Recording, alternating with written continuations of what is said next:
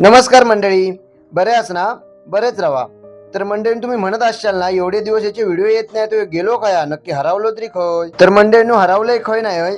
आंबा सीझन मध्ये टाइम जरा कमी भेटायचो व्हिडिओ बनवू, त्याच्यामुळे व्हिडिओ रवान जायचे.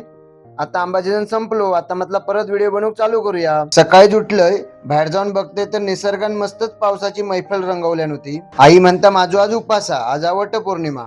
मग आईक चांगले 4 घावणे तरी काढ, मस्त खाऊया चायसून बुडून. बाहेर थंडगार पडणारो पाऊस आणि गरम गरम आईच्या हातच्या घावण्यांची चव, सुख म्हणजे नक्की ह्याच काय होता. जशी दुपार होत गेली तशी वाडीतील सुवासिनी बायका वडाची पूजा करूसाठी जमाक लागली. कोकणात सणांची एक वेगळीच रंगत असताना आई पण पूजा वगैरे करून इली आणि म्हणाक लागली, बाबू हे गरे का? गरे होते बरके, म्हणजे आपल्या आवडीचे. आम्ही एका लहानपणी चोपाचे गरे म्हणायचो आणि दुसरे कापे गरे असायचे त्या चावाचे गरे. तुम्ही काय म्हणायचं कमेंट करून नक्की सांगा. गरे वगैरे खाऊन झाले आणि मग चालले शेतीक. 4-5 कोपरे लावूचे होते, म्हटलं लावून येऊया पटकन. सकाळी पडत असणारा पाऊस अचानक काही नाहीसो झालो, काय समजलाच नाही. शेवटी इंजिन लावूचा लागला असता. सकाळी नुसतं धोधो पाऊस लागत होतो, हे कोपरे सगळे पाण्यान भरान गेले होते.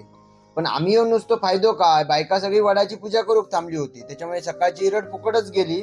आणि दुपारी जेव्हा इलो तेव्हा पाऊस असो काही नाहीसो झालो, पाठी वळण काही बघल्यानच नाही. मे महिन्यात जसा ऊन लागता तसा ऊन नुसता सोडल्या नव्हता.